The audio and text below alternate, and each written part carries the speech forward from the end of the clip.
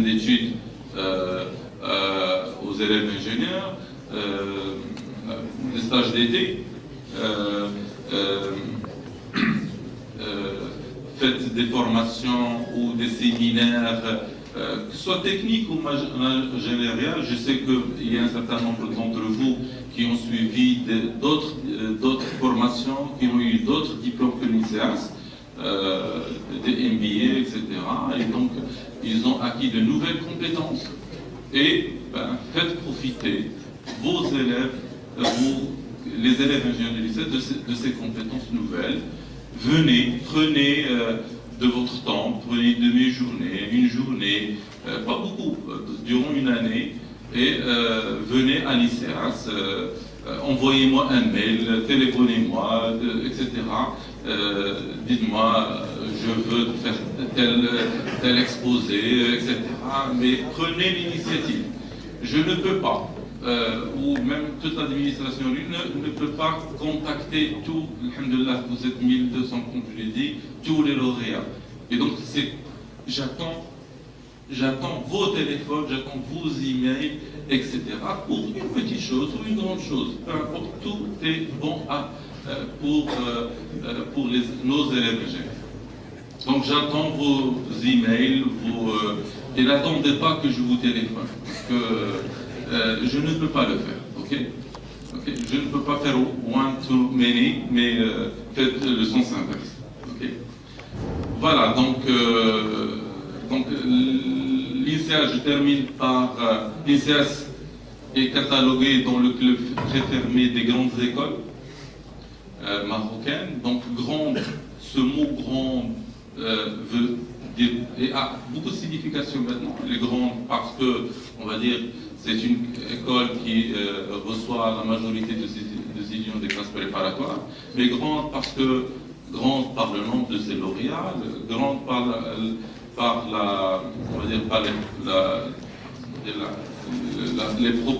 la proportion de ses promotions, et aussi grande, je veux qu'elle soit grande par son implication dans son école. Voilà. Merci Cédric et merci à vous de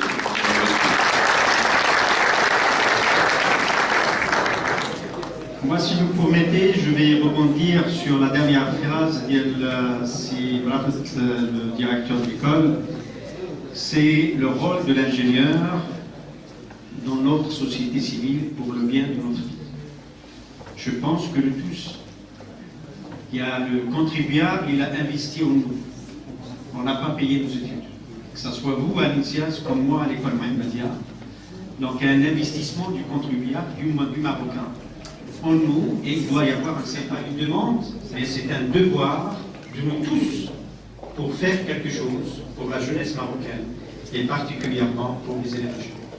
Donc, je remercie Sima Rabat d'avoir souligné vraiment cette nécessité de revenir à l'école, de s'impliquer davantage et de pouvoir donner plus de vie, plus de compétences pour les écoles des ingénieurs, de façon à réagir, de pouvoir s'adapter, de pouvoir réfléchir, de pouvoir innover. Et ça, à travers cette sélectivité, on a presque la certitude que l'ingénieur fait partie justement de ces cadres qui ont ces capacités et c'est un haut potentiel. Et à titre d'exemple, il y avait une conférence avec le directeur africain de l'Afrique du Nord, Dielchen, qui est venu chercher des ingénieurs pour les mettre sur les carrières internationales. Alors je lui ai posé la question, quels sont vos critères pour choisir les ingénieurs pour les mettre sur la courbe des carrières internationales? Il m'a dit, compte tenu du cursus scolaire des ingénieurs au Maroc, j'ai la certitude à 95% lorsque je prends un ingénieur au Maroc, des grandes écoles, parce que maintenant il y a pas mal d'écoles qui forment des ingénieurs, je parle des grandes écoles, j'ai 95% de certitude que cet ingénieur, il a le potentiel, l'intelligence nécessaire, les capacités requises en matière intellectuelle. Ça, j'ai la certitude. Maintenant, ce que je cherche, c'est le complément, notamment en matière de communication et en matière de langue. Donc on part avec le principe que l'ingénieur, c'est un haut potentiel. Ce n'est pas un bac plus 5, ce n'est pas parce qu'il a fait bac plus 5 ou la bac plus 8, c'est parce qu'il y a une sélectivité à la base et on arrive à trier les ingénieurs de haut potentiel, les cadres de haut potentiel. Mais maintenant, lorsqu'on voit ce qui se passe dans notre pays, c'est que dans l'administration, ce potentiel n'est pas utilisé à bon escient. Souvent, les ingénieurs dans la fonction publique, semi-publique, ils sont appelés à faire du travail quotidien, du travail répétitif, voire du travail d'un simple technicien. Des fois, on se pose même la question, pourquoi on affecte ingénieur dans ce poste, sachant, lorsqu'on voit ce que ce monsieur-là fait, il n'a pas besoin de sortir de l'INSIAS pour faire le travail qu'il fait. Ça, c'est normal.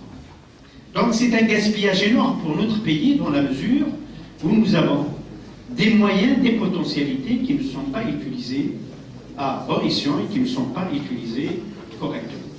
Donc, il y a un problème de dégradation de la vie de l'ingénieur, je parle de la vie matérielle. Il y a un problème d'utilisation des potentialités de l'ingénieur.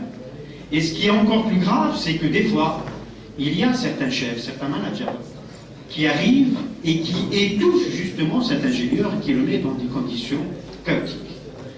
Donc ça, c'est en ce qui concerne l'ingénieur d'une façon générale. Maintenant, lorsqu'on parle du contexte de l'ingénierie au Maroc, il y a une anarchie terrible.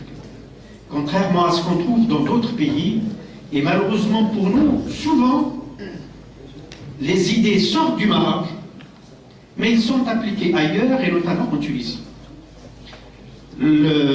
L'organisation de la profession de l'ingénieur, il a été évoqué il y a 20 ans, 30 ans au Maroc. On parlait de l'or, on parle de beaucoup de choses.